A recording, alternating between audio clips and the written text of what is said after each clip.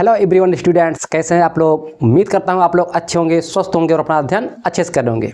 मैं धर्मेंद्र पटेल आप सभी को अपने यूट्यूब चैनल डीपी स्टूडियो में तहे दिल से स्वागत करता हूं।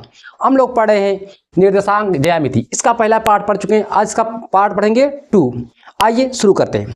उस दिन हमने पहले पार्ट के लास्ट में आपको फार्मूले लिखा दिए थे, पुनः एक बार देख लीजिए। एक आ रहा है रेखाखंड का अंतःविभाजन, मतलब कोई एक ये रेखा है। क्या है? एक रेखा है, इसके अंदर अंता मतलब इस रेखा के अंदर कहीं से क्या विभाजित किया जाता है।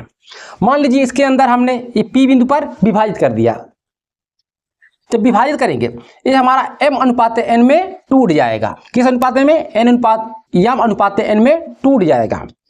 जो होगा इसे पहला पॉइंट को बोलेंगे A बिंदु, इसे बोलेंगे B बिंदु। जहां से हम विभाजित करेंगे उसे बोलेंगे P बिंदु। हमें इस P बिंदु के निर्देशांक ज्ञात करना है। हमने माना P बिंदु का निर्देशांक क्या है? x y, ये कामा है, ठीक। x y, ये हमारा क्या होगा? x1, ये हमारा y1, ये हमारा x2, ये y2। दो बिंदु, इसका फार्मूला होता है हमारा x बराबर, ये वाला x है ना, ये x बराबर होगा m x2 plus n x1 पूरे का बटे m प्लस n, मतलब ये अनुपात जो रेशियो होगा इसे हम ऐड कर देंगे। अब देखो सेम वही फार्मूला, ये y की वैल्यू होगा m y2 plus n y1 पूरे का बटे m प्लस n, ये हुआ। अब देखो दूसरा फार्मूला हमारा क्या है? बिंदु P के मध्य बिंदु के निर्देशांक, मतलब कोई एक रेखाखंड है। क्या ये रेखाखंड है? ये हमारा B बिंदु है, ये हमारा A बिंदु है। इस रेखा के एकदम मध्य बिंदु को, ठीक, मान लीजिए किसका है? इस रेखा की क्या है? मध्य बिंदु है। ये हमारा P है। हमें इसका निर्देशांक ज्ञात करना है x, y। ये हमारा क्या होगा? पहला बिंदु है तो x1, दूसरा y1, ये मेरा x2, ये मेरा y2। ये बिंदु हुआ तो इसका फार्मूला क्या होगा? x बराबर x1 प्लस x2 पूरे का बटे 2, y बराबर क्या होगा? y1 प्लस y2 पूरे का बटे 2। आइए सवाल देखते हैं। एक और बता त्रिभुज वाला, अब त्रिभुज वाला सवाल सही बताएंगे। रेखाखंड का अंतःविभाजन, हाँ पहला सवाल। सवाल 1, उस बिंदु के निर्देशांक ज्ञात कीजिए।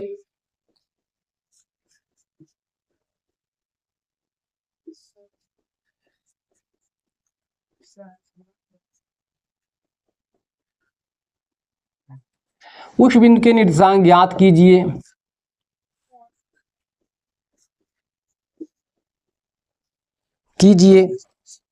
जो बिंदुओं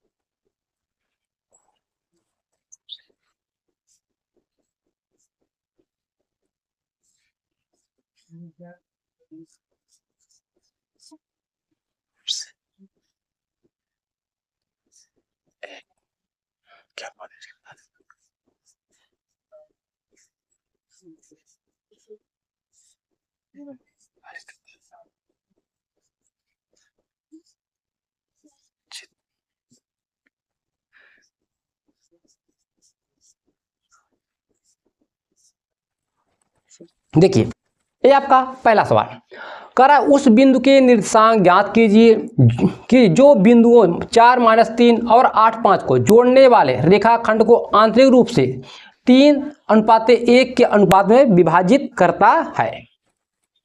ठीक है, तो मैं इसे मिटा दे रहा हूं, आप लोग के इसे मिटा दे रहा हूं, ठीक। एक अगर जो नहीं नोट किए हैं उस सवाल से आपको मिल जाएगा, परेशान मत होइएगा। हम इसे नहीं मिटाए क्योंकि हमारा फार्मूला यही लगेगा। अब देखो इस सवाल को मैं हल यहां पर करता हूं। देख लीजिए, उसी के बाद सभी सवाल आपको क्रम से मिलेंगे। हमें दिया क्या है, बिंदु, हमें दिया है बिंदु, जो दिया पहले लिखो। बिंदु कितना है, 4 माइनस 3, और दूसरा बिंदु क्या है, 8 5। अनुपात क्या है हमारा, m अनुपाते n, कितना है, 3 अनुपाते 1 में, 3 अनुपाते 1, ये हमें दिया है। मतलब कोई ये रेखा है, ये हमारा बी पॉइंट, ये हमारा ए है, इस पर हमारा कोई बिंदु पी है, ये हमारा कितना है, 4 माइनस 3, ये कितना है, 8 5। ये पी बिंदु हमारा क्या है, एक्स कामा वाई, ये हमें दिया है। हमें इसका मान, इसका रेशियो क्या है, 3 अनुपाते 1, मतलब ये 3 है, ये 1 है। हमारा फार्मूला पहला लगाइए, x बराबर क्या होगा, m x2 plus n x1 पूरे का बटे m प्लस n, यही फार्मूला होता है हमारा।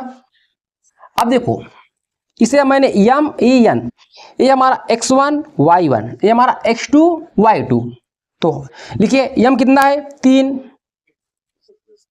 गुणित x2 8 प्लस प्लस लगाइए, n 1 है, और x1 देखो, x1 है ना, x1 मतलब 4। अब क्या करोगे, दोनों रेशियो का एडिंग, मतलब 3 प्लस 1 है। इसे हल करो, 8 तिरिक 24, 1 में 4 गुणा करो, 4 ही आएगा, ये 4, ये 28 बटे 4, 4 से कट जाएगा, 4 से 4 सत्ते 28, इस हमारा x की वैल्यू आया। y बराबर क्या होगा, हमारा फार्मूला हमारा m y2 plus n y1 पूरे का बटे m प्लस n, m का मान 3, y2 का मान 5,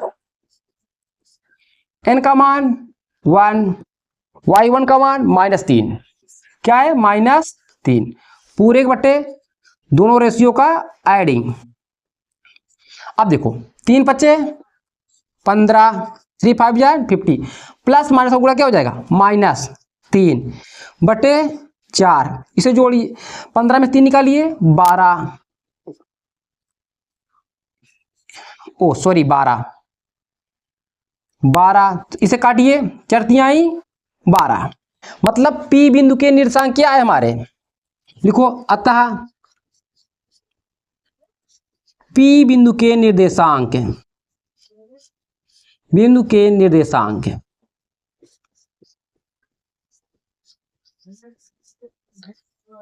P बिंदु के निर्देशांक हमारा क्या है, x y, पहला x का मान निकला, x लिखेंगे y, ठीक है, तो नीचे लिख रहे हैं x का मान कितना आया, 7, y का मान 3, यही हमसे पूछ रहा था, ठीक, नोट कीजिए, उसी के बाद हर सवाल क्रम से चलेगा, नोट कीजिए आप लोग एक बार।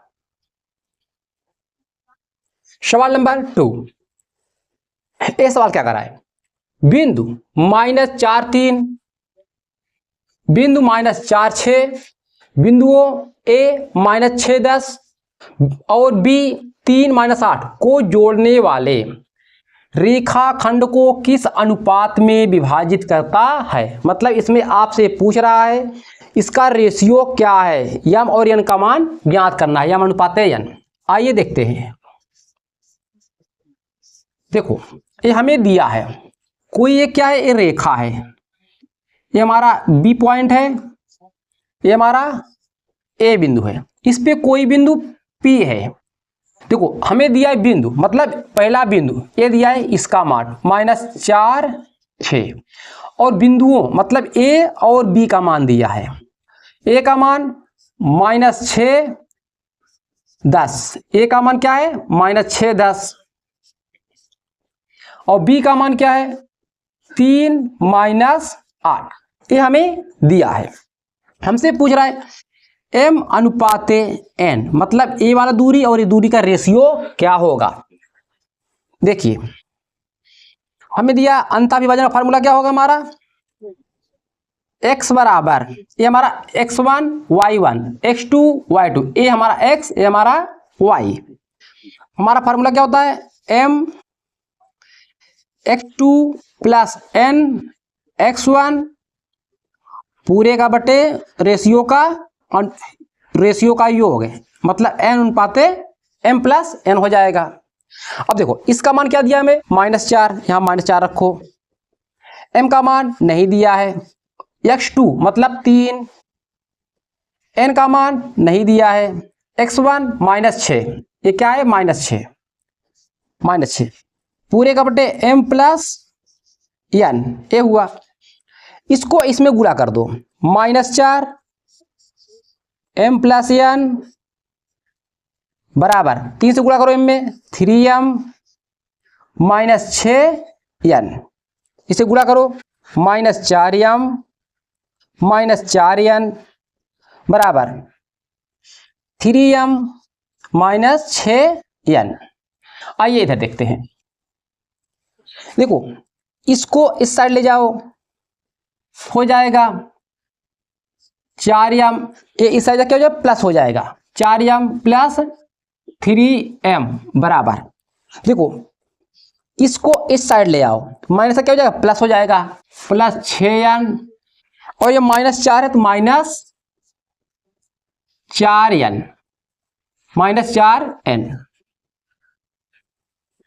-4n। अब देखो एक जुड़ कितना हो जाएगा, 7 हो जाएगा, 7m, और ये कितना हो जाएगा घट के 2n हो जाएगा। 2 से इसमें भाग दो, 7m बटे 2n, m को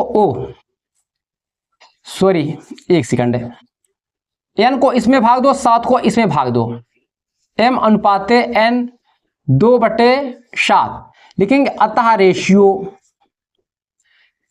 m अनुपाते n बराबर 2/7। यही हमारा आंसर हुआ, यही हमसे पूछ रहा था, ये हमारा आंसर हुआ। इसी प्रकार से आप y का मान रख के y का भी हम निकाल सकते हैं, हमारा रेशियो यही आएगा। पर आपको एग्जाम में चाहे x से निकालो चाहे y से निकालो, एक से रेशियो निकालना है, ठीक, नोट कीजिए। फिर चलते इसके नेक्स्ट क्वेश्चन पे। अब देखिए सवाल नंबर 3, ये सभी सवाल आपके पेपर में आए हुए हैं। अब देखोगे, कहोगे सर जी ये तो बहुत डिफिकल्ट सवाल बात है, पर डिफिकल्ट नहीं है, ये सिर्फ देखने में आपको डिफिकल्ट लगेगा, परंतु आप जब इसे हल करोगे ना, जान जाओगे ना, कहोगे बहुत इजी है। देखिए सवाल क्या कर रहा है, यदि बिंदु A 6,1, B 8,2, C 9,4 और D P3, ये P है, ठीक है, एक समांतर चतुर्भुज के शीर्ष इसी क्रम में हो तो P का मान ज्ञात कीजिए। मतलब कोई एक समांतर चतुर्भुज है, एक समांतर चतुर्भुज बनाइए, हम कोई एक समांतर चतुर्भुज बना रहे हैं, ठीक, ये हमारा एक समांतर चतुर्भुज है, इसका शीर्ष A B C D, ये कितना दिया हमारा 6,1, B कितना है 8,2, C 9,4 और D P3, एक कामा है, ठीक, ये आपको दिया है। हमें कह रहा है इस P का मान ज्ञात कीजिए। देखो समांतर चतुर्भुज हम लोग जानते हैं, समांतर चतुर्भुज के विकर्ण परस्पर एक दूसरे क्या करते हैं, समद्विभाजित करते हैं। मतलब A और C को मिला दें हम, B और D को मिला दें, क्या करेगा, A वाली लाइन इसके बराबर, A वाली जो आएगी इसका काटेगा, जब इसे करोगे ना A वाली लाइन इसके बराबर होगी, मतलब ये दोनों क्या होंगे, इस लाइन का मध्य बिंदु होगा और इस लाइन का ये मिड पॉइंट होगा। देखो समांतर चतुर्भुज के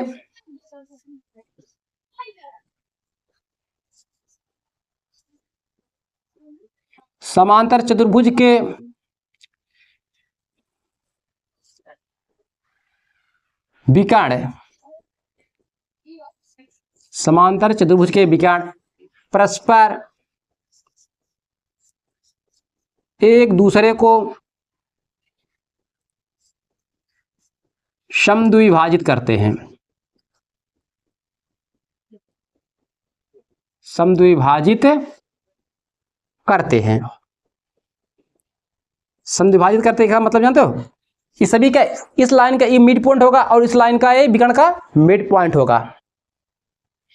इसका मतलब ये हुआ, हमें इसमें सेकंड वाला फार्मूला लगेगा मध्य बिंदु वाला, इससे और इससे मध्य बिंदु का निर्देशांक निकाल ले, ठीक, और इससे मध्य बिंदु का निर्देशांक निकाल ले। लिखो AC का मध्य बिंदु, AC का मध्य बिंदु, मध्य बिंदु के निर्देशांक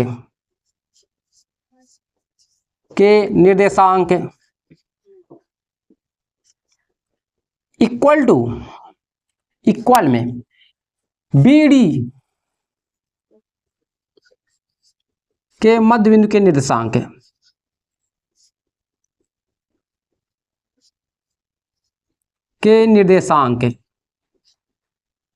छोटा लिख गया क्या नाम,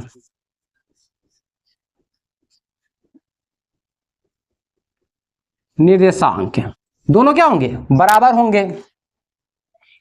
मतलब इसका मध्य बिंदु फार्मूला क्या होगा, अगर हम इसे x1 y1 x2 y2, formula हमारा क्या होता है, x1 प्लस x2 बटे 2 कामा y1 प्लस y2 बटे 2, ये होगा। सेम इसी प्रकार, सॉरी लाइट कट गई।